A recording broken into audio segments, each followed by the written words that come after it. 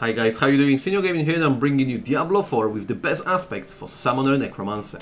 So I'm gonna get straight to the point here guys, we're gonna review my gear where I believe I got best in slot currently. Bear in mind it's only level 60 when it comes to this very character, but this is a absolute game changer with all these aspects I have managed to now match. I got no problem with clearing any content and it's a very solid build, especially when it comes to armor and now survivability of your minions itself. So without further ado, I'm gonna kick off here with helmet, and this is one of the items I need to change. First of all, this is not sacred helmet and I want to have this ability that it allows you to increase your skeletal mages actually in amulet. And the reason you want to have it in amulet because you can have actually 3 skeletal mages instead of 2, where you got that extra 50% bonus.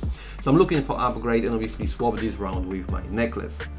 So now we're going into a second aspect, and this is casting Blizzard every 10 seconds. And because we are already running a cold mages where we got chance of chill and then finally froze, this is an additional perk where it gives you this massive crowd control. And bear in mind, this also cast sometimes will reach the monsters you cannot even see on the map itself, so that gives you this advantage where you're already slowing them down before you even approach this combat. Then we're going into gloves, and this is absolutely game changer. This aspect is the greatest one now with my build. As you can see clearly, it doesn't detonate the corpse where it pretty much is on a map. It will summon a volatile skeleton that charges at random enemy and explode. I got it as well on a max 40% and is an absolute must-have for this very build. So rather than actually exploding your corpses wherever they are on a map, and let's say boss teleports or jumps and it's no longer applicable to obviously deal damage because the corpse is not within a range, this option gives you to summon a skeleton from anywhere you can see the corpse within your reach, and they will hit that target regardless. So this is absolute game changer to a corpse explosion and is a major part of my damage deal when it comes to this build now.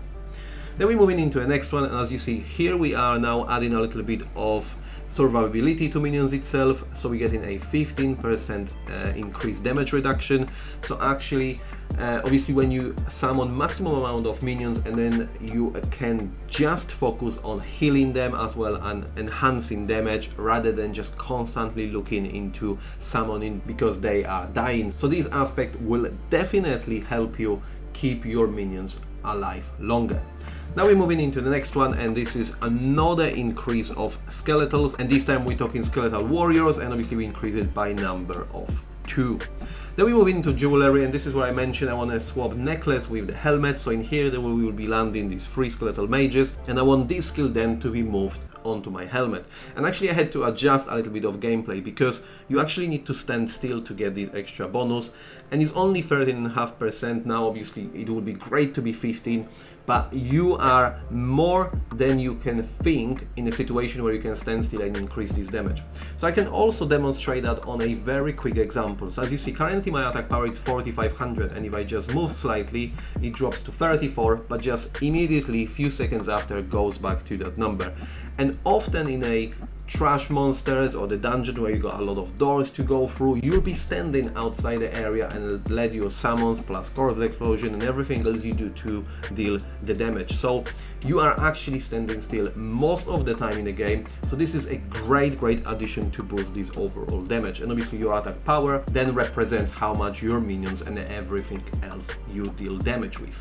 Okay, moving into a ring, and in here we've got Army of Death, and that increasing a massive amount of attack speed as well as reduction of the damage. So now this is obviously now second item where we got damage reduction. Bear in mind in here we need to cast Army of Death. So usually when you're in a situation where either all your summons died, you're gonna cast Army of Death and resurrect them quite quickly to get back to a full strength.